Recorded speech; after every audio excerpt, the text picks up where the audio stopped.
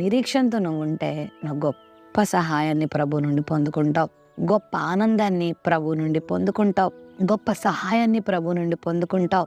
4 దినాలైంది లాజరు చనిపోయి. అయితే యేసు ప్రభు వారు వచ్చారు.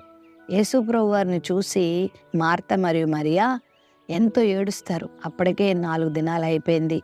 ఆ పెద్ద సహోదరి మార్త అంటుంది, ఇంకెప్పుడు వచ్చి నువ్వేం చేయగలవు అన్నట్లుగా ప్రభువును ప్రశ్నిస్తే, మార్త, నువ్వు నమ్మితే నా మహిమ చూస్తావు అని ప్రభు అన్నాడు.